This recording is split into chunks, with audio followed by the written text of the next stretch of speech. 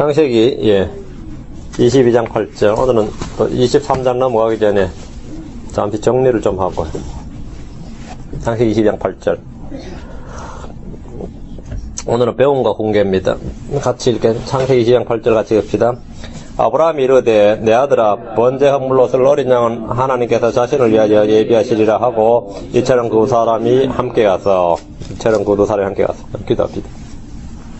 위대하시고 거룩한 주 하나님 아주 감사합니다. 주께서 은혜와 복을 많이 주셔서 저희가 참 이렇게 주의 말씀을 공부하고 또 주의 말씀을 통해서 깨달은 것입니다. 주의 성령께서 주의 명철의 영을 주셔서 저희가 늘 말씀을 곁에 두고 또 이것을 마음속에 간직하고 그 말씀을 잘 기억해서 이 말씀의 인도함을 받고 말씀을 살아가도록 도와주시고 또 저희가 능력으로 또 기쁨으로 주님 주신 자유로 충만하도록 해주십시오. 참된 안식을 얻도록 해주시옵소서. 주의 첫날 이 자리에 함께 모인 혼들을 기억해 주시고 주님께서 참으로 다양한 방법으로 은혜를 허락해 주시옵소서. 감사를 드리며 주의 성기도합니다. 아멘. 창세기 22장은 창세기의 클라이막스에 해당합니다. 아브라함의 믿음의 삶에다 가장 빛나는 부분입니다. 주님의 명령에 따라서 모리아 산에서 자신의 사랑하는 독생자 이삭을 번제물로 드림으로 아브라함은 주님으로부터 친히 주를 두려워하는 자라는 증거를 얻었습니다. 오늘 이 시간은 아브라함, 이삭을 비롯한 여러 인물들과 사건의 기록을 통해서 배움과 훈계를 얻는 시간을 갖도록 하겠습니다. 이 강해 시간에 본문에서 다 다루지 못한 것들, 그런 부분을 좀 간략하게 다루고 23장으로 넘어가겠습니다. 배움과 훈계는 평소 성경 말씀 묵상하고 삶에 적용하는 방법입니다. 전에 기록된 것은 무엇인지 우리의 배움을 위해 주어졌고 또한 우리를 경고하기 위해서 우리의 본보기로 주어졌다고 했습니다. 이런 점에서 이 성경 교리적 적용 외에도 다양하게 교훈적 배움을 얻을 수 있습니다. 우리 먼저 관점에 대해서 좀 보겠습니다. 관점 할 때. 사람들은 어떤 사건이나 사물에 대해서 저마다 다양한 관점을 가지고 있습니다. 사람들이 말하는 관점이고 가치관이고 판단의 방법입니다. 우리는 영적인 마음을 가지고 그리스도의 마음으로 보고 생각하고 판단해야 됩니다.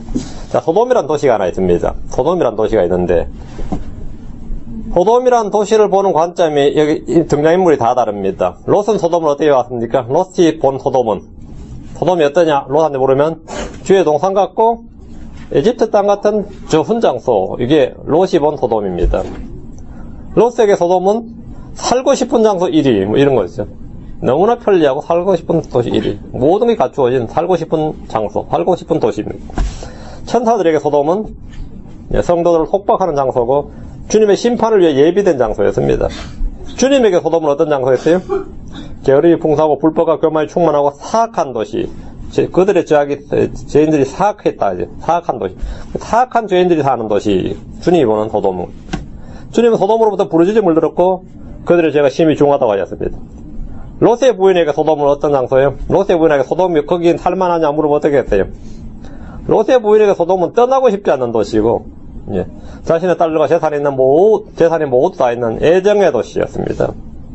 천사들이 강제로 끌어내서 어쩔 수 없이 발은 몸은 소돔을 떠났지만 그 마음은 눈은 결코 떠날 수 없었던 그런 도시가 소돔이었습니다. 아브라함에게 소돔은 구원을 위한 기도의 대상이었습니다. 아브라함은 소돔의 멸망과 심판을 막기 위해서 주께 기도했습니다. 또한 소돔의 멸망을 통해서 하늘의 거룩하심과 공의의 심판을 목격한 살아있는 영적 체험의 도시였습니다. 동일한 소돔이지만 각자 사람에 따라서 보는 관점이 다 다릅니다. 우리는 매사에 성경적인 관점과 주님의 관점을 가져야 됩니다. 오늘 여러분은 이 소돔의 불법에 대해서 어떤 관점을 가지고 있습니까? 소돔의 불법에. 이건 미국인들은 대부분 롯과 롯의 아내가 가진 관점을 지니고 있습니다. 롯과 롯의 아내가 가진 소돔의 불법. 가장 큰 건 동성애죠. 이 진리란 것은 외모나 문화와 법이나 유전자나 법원이나 의사나 심리학자의 생물학자, 과학자들의 말, 그들의 결정으로 이루어지는 것이 아닙니다. 어떤 교회나 교파의 교리에 따라 결정되는 것도 아닙니다. 신학자들의 성경 해석에 따라서 결정되지 않습니다. 진리는 주께서 이같이 말씀하실 때, 기록되었을 때 이걸로 결정됩니다. 주님은 동성애를 불법이요 가증한 죄악이라고 말씀하셨습니다. 그렇죠? 지금 그렇게 말하면 미국에서는 뭐가 되는 거죠? 비문화인 야만인이 되어버리죠. 레위기 18장 22절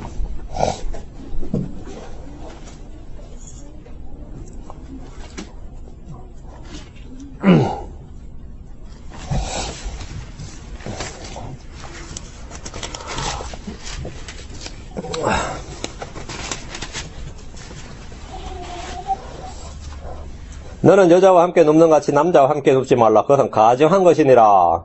주님께서 뭐라 했습니까? 가증한 것이니라. 이렇게 딱 말씀하셨어요. 그건 가증한 것이다. 그게 주님의 관점이죠. 20장 13절.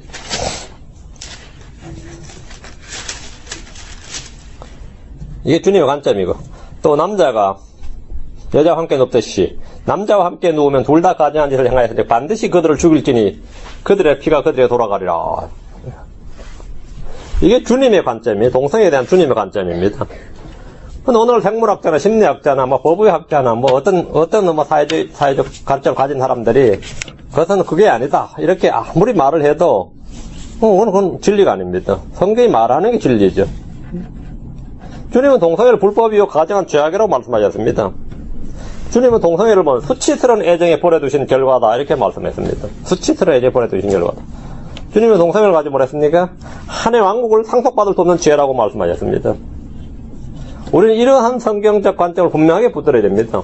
오늘 배교한 기독교는 타락한 크리스천들 사이에 유행하는 것 중에 뭐냐, 성경에서 말하는 동성애에 대한 주님의 관점, 주님의 말씀을 믿는 대신에 그 말씀을 왜곡시키는 데 총력을 기울이고 있습니다. 특히 한국은 이 한겨레 신문이 보니까 이 동성애를 퍼뜨리는 전위대 역할을 하고 있더라고요. 미국의 3대 신학자 중에 한 명이 누가 왔어. 성경에서 말하는 동성애는 성경에 오늘 기존 교회가 왜곡해서 그런 것이 절대로 그렇게 말하는 것이 아니다. 이런 짓 하는데 그런데 지면을 막 이만큼씩 할애해가지고 온통 그 짓 하느라 정신없어요. 응? 한국이 뭐 다른 건 몰라도 뭐 맨날 반미 외치면서 근거 하나 빨리 따라가고 싶은가 봐요. 그래서 지금 온통 그 이야기 하느라 정신없어요. 그러니까 소돔 이야기도 사실은 동성애를 주님께서 책망하신 게 아니라 여러 사람이 집단으로 왔기 때문에 그 집단적 폭력에 대한 진리의 경고였지 동성애는 전혀 그 논점이 아니었다. 이런 식이죠. 논점이 아니었다. 그게 그들의 관점이에요. 우리는 어떤 사건과 사물을 볼 때 어떤 관점을 지느냐, 어떤 관점을 지느냐. 미국의 지금 대통령 오바마도 난 그 사람 크리스천을 생각 안 하지만 자기는 크리스천을 생각하는. 나는 크리스천으로서 주님의 산상수훈이 더 우위에 있다고 생각한다. 그 산상수훈이 어땠다는 거예요? 산상수훈에 따르면 다른 사람 판단하지 말라 그랬으니까 우리는 판단하지 말아야 되고, 사랑하라 해서 사랑해야 되니까 동성애자들도 그렇게 핍박하는 게 그렇게 하면 안 된다. 나는 동성애에 대한 생각이 매일 바뀌고 있고 관점이 진화하고 있다 이래요. 우리는 부패하고 있다 그래서 진화하는 게 아니라 부패하고 있는 거죠. 자기는 진화하고 있다 이래요. 열광적인 지지를 받는 거예요. 이번 또 선거도 얼마 남았고요. 우리는 다양한 이 사람들의 이 세속적 학문학자 또는 기독교 신학자들, 특히 목회자들까지도 소돔에 대한 관점이 있는 것처럼 관점이 있습니다. 이번엔 아비멜렉을 속인 아브라함의 속임수에 대해서 좀 배움과 공유를 얻겠습니다. 이 부분은 성도들의 영적 지위와 상태에 관한 가르침을 가장 잘 나타내주는 장입니다. Standing and State라고 그래요. Standing and State. 아브라함의 영적 지위는 뭐냐면 하나님의 대언자고 아비멜렉을 위해 기도해줘야 하는 사람. 그게 아브라함의 지위죠. Standing, 아브라함의 지위예요. 아브라함의 현 상태는 어땠습니까? 아비멜렉을 속이는 자고 아비멜렉의 책망을 받는 자였죠. 이게 갭이 있는 거죠. Standing and State에 갭이 있는 거예요. 아브라함은 자신의 신분, 자신의 지위와 현재 상태, 이 실행적 상태가 서로 맞지 않았습니다. 자, 맞지 않았어요. 아브라함의 속임수, 그 거짓과 불법과 부정직이 아브라함의 신분, 아브라함의 지위를 위협하지 않았습니다. 아브라함이 그렇게 속임수를 썼기 때문에, 거짓을 했기 때문에, 부정직한 행동을 했기 때문에 아브라함이 이제 더 이상 대건자가 아니다든지 하나님께 부르심을 받은 게 뭐 취소됐다든지 이런 아브라함의 그 지위를 위협하지 않았어요. 하나님은 아브라함의 행위에 관계없이 그를 대하셨습니다. 아비멜렉은 반면에 하나님 앞에서 의로운 민족이고 순전한 마음과 무죄한 손으로 행한 일이라고 했지만 죽은 자가 되었습니다. 그의 무죄한 행위가 그를 산자로 만들어주지 못했습니다. 지위와 상태라 합니다. 롯의 영적 지위, 신분은 뭐였습니까? 의로운 혼이었습니다. 의인이었습니다. 그렇죠? 그의 혼은 소돔에서 고통을 받았습니다. 그의 상태는 뭐냐면 고통을 받았어요. 이스라엘의 지위는 이스라엘 신분은 어땠습니까? 복을 받은 민족이었습니다. 그렇죠? 이스라엘 상태는 광야에서 불순종으로 반역으로 죽어나갔습니다. 지위는 분명히 복을 받은 사람이에요. 그 상태는 불순종과 반역으로 죽어나가고 있어요. 이거 완전히 다른 이야기죠. 이스라엘은 불에서 끄집어낸 정련된 보석, 주님께서 정련된 보석이라고 하셨습니다. 그러나 그들의 상태는 더러운 누더기 옷을 입은 모습이었다. 누더기 옷을 입었다 그랬고. 크리스천의 지위는 뭐죠? 모두 다 하나님의 아들입니다. 그러나 삶에서는 하나님의 아들됨을 볼 수가 없습니다. 지위와 상태가 안 맞는 거죠. 하나님 우리를 결코 버리지도 떠나지도 않습니다. 그리고 하나님 우리를 늘 동행합니다. 이건 크리스천은 다 압니다. 그런데 크리스천의 상태는 뭐죠? 항상 방황합니다. 기질은 양 같아서 빈들의 마른 풀같이 이게 지금 상태란 말이지. 이게 크리스천의 상태예요. 안 그래요? 주님은 우리 안에서 일하십니다. 그건 불변의 진리죠. 그런데 크리스천을 보면 어떻습니까? 선한 행위의 열매가 거의 없습니다. 그건 상태죠. 우리는 구속의 날까지 인치심을 받았습니다. 그런데 육신의 정력대로 갔습니다. 우리 모두 영원한 생명을 선물로 받았습니다. 그런데 사람들은 전부 다 하나같이 똑같이 불신자처럼 똑같이 죄의 삭스로 사망에 이르면 죽습니다. 그 영생을 가졌다는 사람들이 다 죽잖아요. 안 죽는 크리스천 봤어요? 다 죽어요. 그게 상태입니다. 우리는 그리스도와 함께 하늘에 앉혀 있습니다. 그리스도와 함께 하늘에 앉힌 바 되었다. 하늘에 있다 그러면. 그래서 지금 우리 몸은 지금 땅에 살고 있지 하늘에 있지 않습니다. 이게 상태입니다. 우리 속에는 하나님의 아들의 믿음이 있습니다. 예수 그리스도의 믿음이 있습니다. 그러나 성도들은 모두 하나같이 불신 가운데 살고 있습니다. 크리스천은 죄 아래 있지 않고 죄에서 해방되었습니다. 이게 성경 말씀이고 이게 지위입니다. 그러나 현실에서 대부분의 성도들은 죄의 권능에 끌려다니며 종로를 합니다. 이런 일은 너무나 많습니다. 우리는 영적 성장을 통해서 이 지위, 신분이죠. 이 스탠딩, 이 지위와 현재의 스테이트, 상태가 일치되는 성도들이 되어야 됩니다. 그게 신앙생활입니다. 이게 너무나 갭이 큰데 이것을 일치시켜야 돼요. 하나님의 아들이 아들답다 이렇게. 택하신 백성, 보석이다. 주님의 보석이다. 이 사람이 보석처럼 되지. 보니까 썩백이다. 이게 너무 안 맞는 거죠. 창세기 20절에서 아브라함의 상태가 바로 그렇습니다. 상태와 영적 지위와 현재 상태의 극명한 차이. 믿음의 조상이고 하여튼 아브라함 하면 보고든 좋은 말 다 붙는데 하는 짓을 보니까 어때요? 이거는 완전 아비멜렉보다 못하죠. 그 가장 극적인 대비를 보여주는 게 창세기 20장입니다. 창세기 20장의 아비멜렉이라는 사람은 율법 이전에 율법 없는 이방인들이 하나님과 어떻게 되었는가를 잘 보여주는 예표입니다. 유대인과 이스라엘, 율법이란 말이 역사에 등장하기도 전에 하나님 인류를 어떻게 되었는지 약간의 단서를 볼 수 있습니다. 창세기 20장 나왔으면 아비멜렉은 하나님께 경고를 받았습니다. 하나님께 경고를 받았습니다. 아비멜렉은 죄를 짓지 않도록 섭리적 보호를 받았습니다. 아비멜렉은 하나님을 주라 불렀습니다. 아비멜렉은 계시를 받았을 때 그 계시를 믿었습니다. 아비멜렉은 하나님으로부터 받은 말씀을 믿었고 두려움으로 순종했습니다. 순종했어요. 자, 우리는 로마서 1장과 2장을 통해서 율법 없는 이방인들이 양심과 이성이란 본성의 법을 가지고 있다는 사실을 알 수 있습니다. 그렇죠? 율법 없는 이방인들이 본성의 법을 가지고 있다. 로마서 2장 14, 15절 율법을 소유하지 않는 이방인들이 본성을 통해 율법 안에 들어있는 것들을 행할 때 이런 사람들은 율법을 소유하지 않아도 자기에게 율법이 되나니 이런 사람들은 또한 자기 양심이 정언하며 자기 생각들이 서로 고소하고 변명하는 가운데 자기 마음속에 기록된 율법의 행위들을 보이느니라. 자기 마음속에 기록된 율법의 행위. 자기 마음속에 기록된 율법. 구약시대 즉 율법 이전에 인류에 계시된 법이 있습니다. 피를 통한 동물 희생제는 아벨을 통해서 선포되었습니다. 그 율법하고 모세 율법과 상관없이 아벨이 대언자였습니다. 아벨은 대언자였어요. 하늘로부터 불이 내려와서 태움으로 그 희생물을 하나님께서 응답하시는 장면, 받아주겠다고 응답하시는 장면은 성경 곳곳에서 나오는데 그 시작이 아벨입니다. 시작이 아벨이에요. 자, 율법 이전에 이방인들에게 제사장이 있었습니다. 의의 선포자가 있었습니다. 대언자들도 있었습니다. 욥이나 멜기세덱이나 에녹이나 노아 등은 다 대언자였죠. 욥 같은 건 제사장이고 대언자였습니다. 주의 이름을 부르고 제단을 쌓는 것 등은 모두 율법 이전에 이미 알려져 있었고 행해지던 것들이었습니다.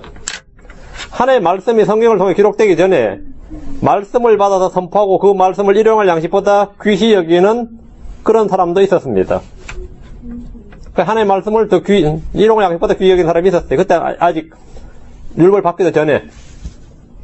구약에서 모세 이전에 대언자가 있었다, 이거. 대언자가 있었다는 말이 뭐예요? 대언자가 있었다는 말은. 말씀을 받아 선포하는 사람이 있었다는 거죠. 말씀을 받아 선포하는 사람이 있었다. 예. 공의의 하나님이나 죄에 대한 심판 등은 아담 이후에 모든 인류에 알려진 이 보편적인 진리였습니다. 보편적인 진리였다. 인류 역사에서 하나님의 말씀이 없었던 적은 없었습니다. 하나님의 말씀이 없었던 적은 없다 이거죠. 예. 대언자, 제사장은 아담 이후로 계속해서 있었다. 그리고 그들은 주의 계시가 선포될 때 그 계시를 받아들이고 순종할 줄 알았습니다. 다음 계시록 이제 창세기 20장 이삭의 출생입니다. 이삭의 출생 21장. 이삭의 출생은 영적 교훈을 매우 많이 줍니다. 이삭의 출생은 진짜 초자연적이었습니다.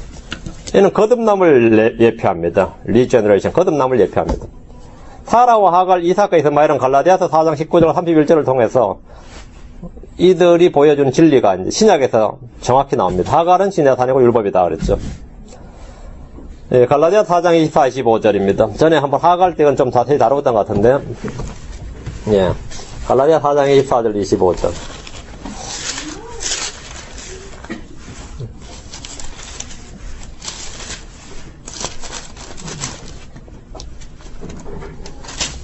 예. 그것들은 풍륜이라 이 여자들은 두 언약인데, 언약이 두 언약, 올 테스먼, 뉴 테스먼이죠. 두 언약인데, 하나는 시내산에서 나와 종이 되게 하는 자니, 곧 하갈이다. 이 하갈은 아라비아에 있는 시내산이요, 지금 있는 예루살렘에 당하는 것으로 자기 아이들과 더불어 종로를 하느니라. 하갈이 먼저 딱 나왔죠. 이스마엘은 하갈과 더불어 종로를 하는 이스라엘이고요. 육신의 자녀입니다. 이걸 가지고 다른 다양한 해석이 있는 게 필요 없죠. 주님께 두 언약이니라 하고 딱 못 박았어요. 두 언약이니라. 하갈은 구자이고, 예. 이스마엘은, 율법의 자녀들, 율법 아래 있는 자, 이스라엘이다. 이렇게 딱 잡혀 있죠. 하갈은 아라비아인 시내산이고, 지금 있는 예루살렘이다. 이렇게. 육신의 자녀, 아브라함의 육신의 자녀입니다. 아브라함 육신의 자녀, 그 이스라엘이죠.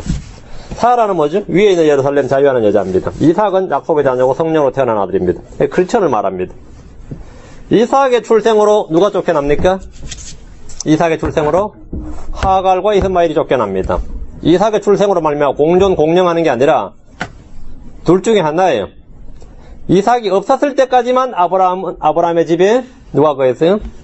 하갈과 이스마엘이 거했고, 이제 이삭이 태어나서 이삭이 이제 아브라함의 자녀로 젖을 뗄 때는 누가 물러났죠? 이삭이 젖을 먹는 동안만 과도기적 기간이었단 말이죠.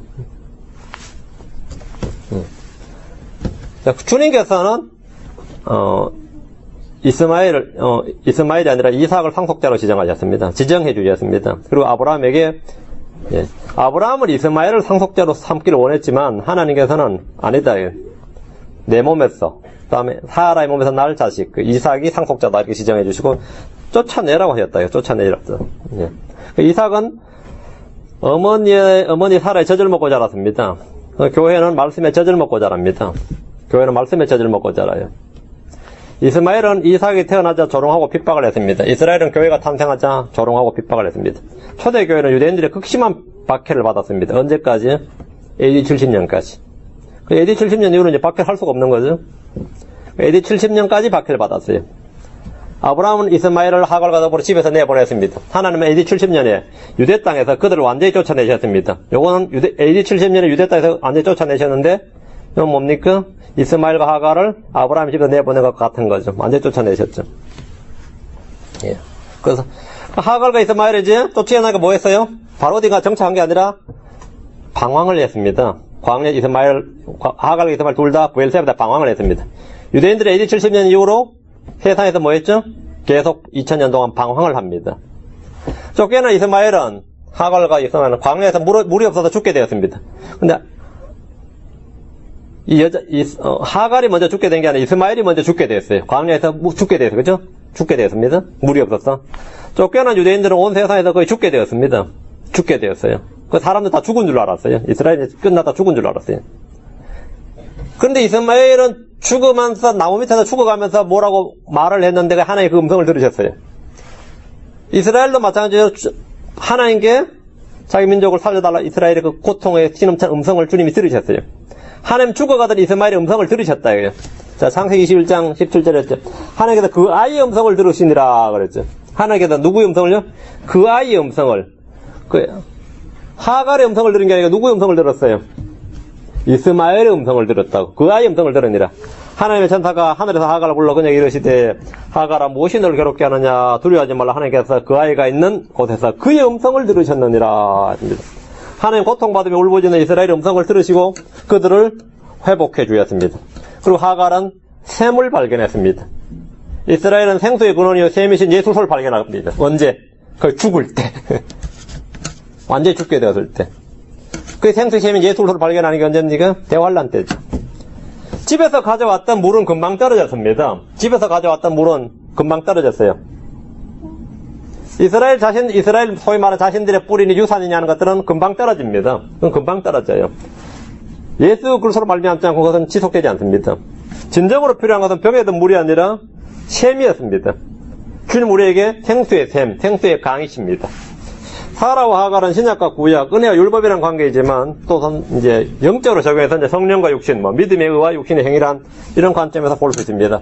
교리적 진리를 먼저 정립한 후에 교훈과 훈계 등은 이제 넓게 적용할 수 있는 거죠. 여러분이 이제 각자 자신이 알아서 하는 게 있고, 그게 이제 메디테이션이죠, 메디테이션, 묵상과 경거리죠. 자, 창세기 22장에서 이삭을 드린 장면으로 가봅시다. 주님 아브라함에게 내 사랑하는 독자 이삭을 번제물로 드리라 이렇게 말씀하셨습니다. 이 일은 장차 하나님께서 이 땅에서 행하실 일입니다. 주님께서 행하실 일을 미리 자신의 종을 통해서 보여주신 거죠. 아브라함은 실물 설교를 하게 된 겁니다. 실물 설교로. 누구에게가 아니라 역사에 하는 거죠. 앞으로죠. 예수 그리스도는 하나님께서 사랑하신 유일한 아들입니다. 하나님은 우리를 위해 아들을 주셨습니다. 예수 그리스도는 자신을 번제물로 하나님께 드렸습니다. 번제물의 특징은 뭐죠? 번제물의 특징 두 가지가 있습니다. 첫 번째, 번제물은 첫 번째는 자원 헌물입니다. 두 번째, 전부를 태운다. 전체, 모두를 완전히 다, 도로에 내가 번제물을 드리고 나서는 내가 취할 게 없습니다. 다 드려버리는 거. 레위기 1장 3절입니다. 주님께서 번제물로 드리라 그래서요. 다른 헌물이 아니에요. 번제물의 특징은 첫 번째 자원의 헌물이라는 거죠. 만일 그의 헌물이 소떼에 태우는 희생물이면 그는 흠없는 속것으로 드리되 자원하는 마음으로 해중의 성막문에서 주 앞에 될 것이요. 자원하는 마음으로 자원 헌물이죠. 예수 그리스도는 자원해서 자신을 희생물로 드렸습니다. 자원은 희생물. 번제물은 전체를 완전히 다 드려야 되는데 레위기 1장 9절 그가 그것의 내장과 다리를 물로 씻을 것이요 제사장은 전부를 제단 위에 태워 제사장 뭐라 전부를 제단 위에 태워 전부를 태워 희생물과 불로 예비하여 주께 향기로운 냄새로 된 헌물로 삼을지니라. 전부를 드려야 된다. 우리는 이와 같이 자신을 살아있는 희생물로 주님께 드려야 됩니다. 전부를 일부가 아니라 전부를 드려야 됩니다.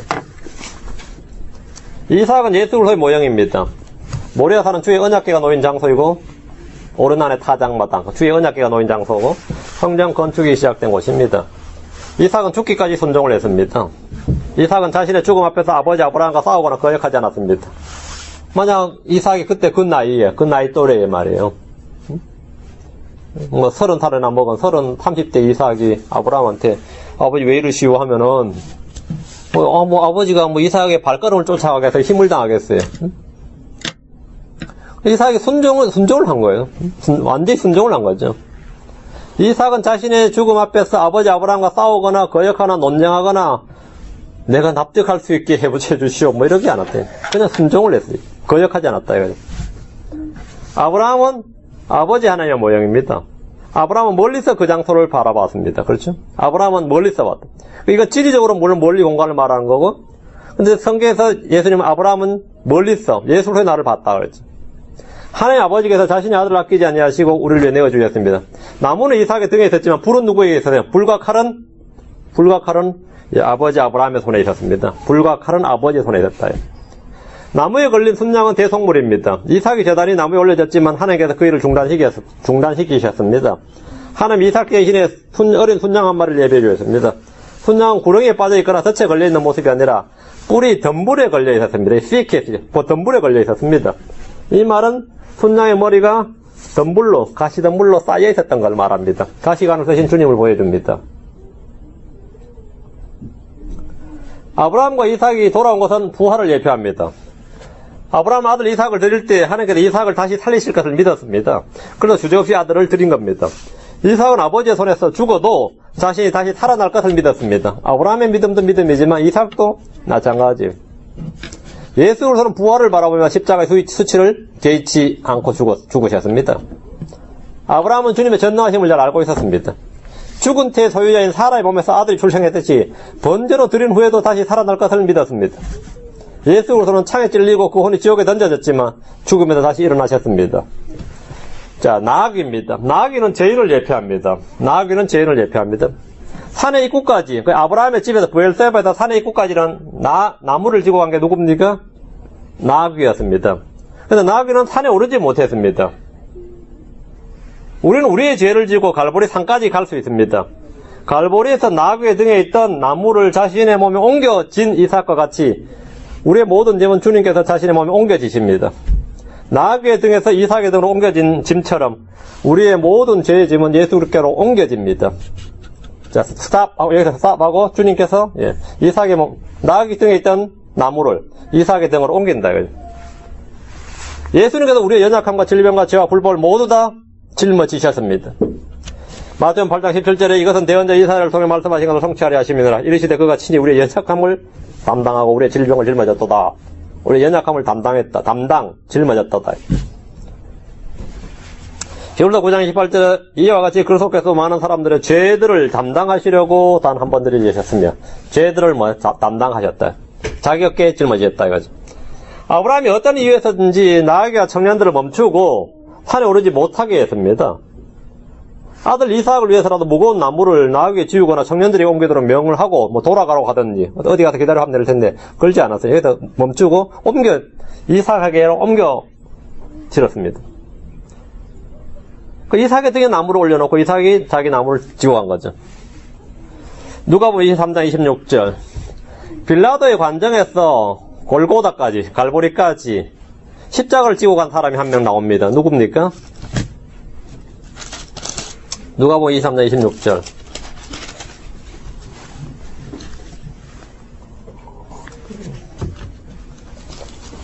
누가복음 23장 26절 그들이 예수님을 끌고 가다가 시골에서 오고 있는 시몬이라는 구레네 사람을 붙잡아 그에게 십자가를 지워주고 그가 예수님 뒤에서 그것을 지고 가게 하였더라. 예수님 뒤에서 지고 가는 사람이 하나 있네요. 누구예요? 시몬이란 구레네 사람이었습니다. 구레네 사람 시몬은 예수님을 대신해서 십자가를 지고 갔습니다. 시몬은 어디까지 십자가를 지고 갔습니까? 어디까지 지고 갔어요? 자, 마태복음 27장 한 3절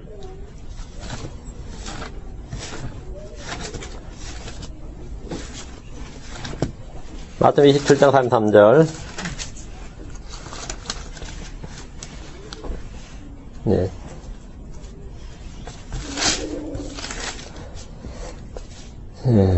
골고다 즉 해골의 장소라 하는 곳에 이르렀더라. 자, 골고다고 해골의 장소라 하는 데까지 뭐라 이르렀더라. And when they were come unto a place called 골고다. unto에다가 서클 unto에다가 어디까지요? 어떤 장소 골고다에 이를 때까지 그때까지 구레네 사람 시몬이 십자가를 졌습니다. 그까지. 그리고 시몬 위에 있던 십자가를 이제 누구로 옮겨가는 거예요? 예수님의 몸을 옮겨야죠. 골고다까지 시몬이 지고 왔어요. 하지만 시몬은 자신의 등에 진 십자가를 지고 골고다 안으로 들어가지는 못합니다. 안으로 들어가지 못했어요. 시몬은 나아기의 등에서 예수님의 등으로, 나아기의 등에서 이삭의 등으로 나무가 옮겨졌듯이 시몬의 등에서 예수님의 등으로 십자가가 옮겨졌기 때문입니다. 요한복음 19장 17절.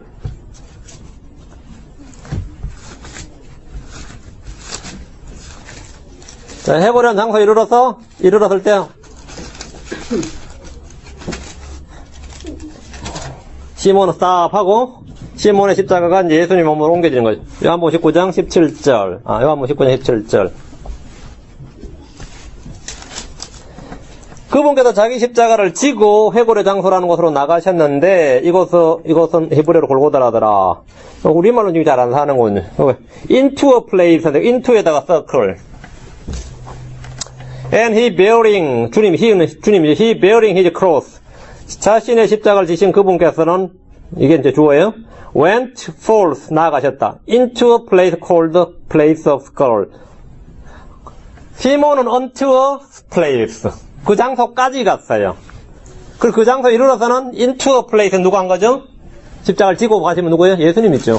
예수님이, 시몬의 십자가를, 시몬의 등에서 이제 예수님 등으로 옮겨지는 거죠.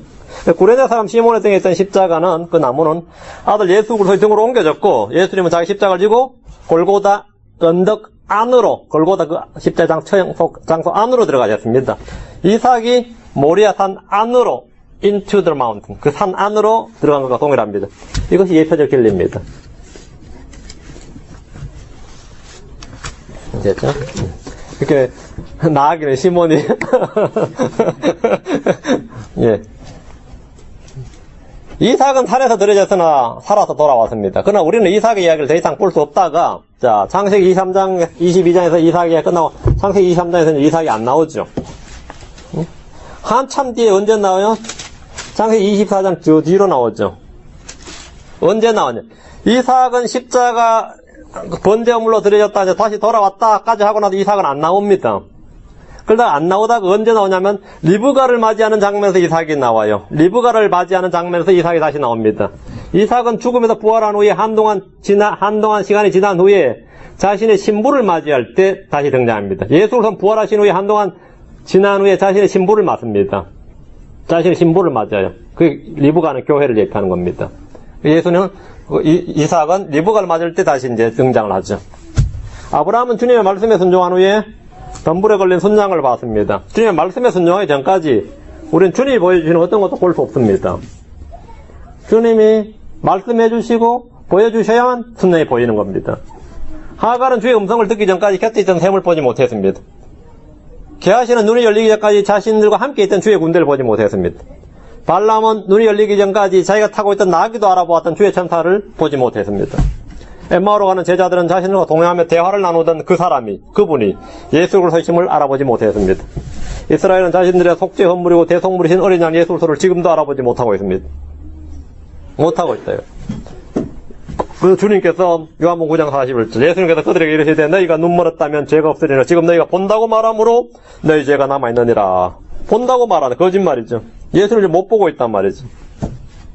이미 없어진 성전 휘장, 모세의 얼굴을 덮었던 그 베일이 그들의 마음을 덮고 있기 때문입니다. 오늘날 세상의 모든 불신자들 역시 그렇습니다. 예수는 보지 못합니다. 보이지 않습니다. 주님께서 준비해 두신 어린 양을 보질 못합니다. 예, 믿으려고 하지 않기 때문입니다. 순종할 마음이 없기 때문입니다. 또 사탄이 그들의 마음속에 영광스러운 복음의 빛을 비추지 못하도록 가리고 있기 때문입니다. 주님은 우리의 눈을 열어주셨습니다. 어둠의 왕국에서 빛의 왕국으로 옮겨주셔서.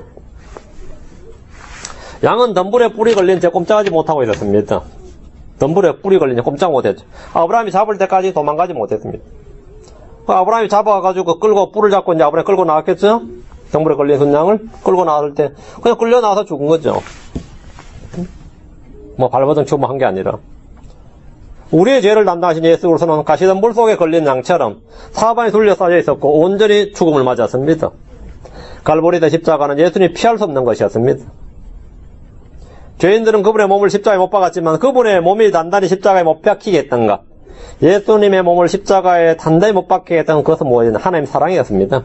죄인들을 향한 그분의 사랑이 그분을 십자가에 단단히 고정시켰던 겁니다. 하나님의 사랑이야말로 이 세상의 어떤 대못보다도 더 단단하게 그분을 십자가에 깊이 못 박는 강력한 속박의 끈이었고 못이었습니다. 주님의 사랑이 바로 그분을 그 십자가에 놓아둬요. 그 몸을 놓아뒀던 겁니다. 자, 오늘 우리는 여기서 23장 이제 사라 이제 죽음하기 전에 조금 이제 예표적인 진리들 몇 가지 좀 정리했습니다. 이거는 교훈적인 겁니다. 교리적인 것이 아니라 교훈적인 것인데 여러분들께서 평소에 성경을 보시면서 이게 이제 한꺼번에 강의에 같이 주제가 들어가지 못해서 제가 따로 정리를 했습니다. 다음 편도 계속 합시다. 위대하시고 거룩하신 주 하나님 아주 감사합니다. 주께서 은혜와 복을 주셔서 저희가 이 주의 말씀을 또 이렇게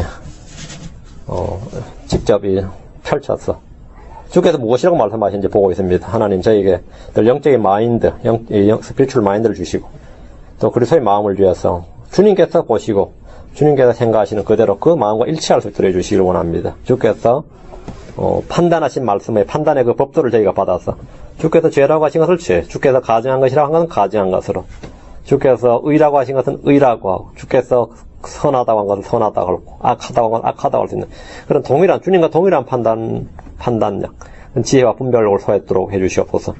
주님의 말씀과 어긋나게 또 반대로 또 거역하여서 저희가 생각하거나 잘못 판단하는 일이 없도록 주님께서 은혜 베풀어 주십시오.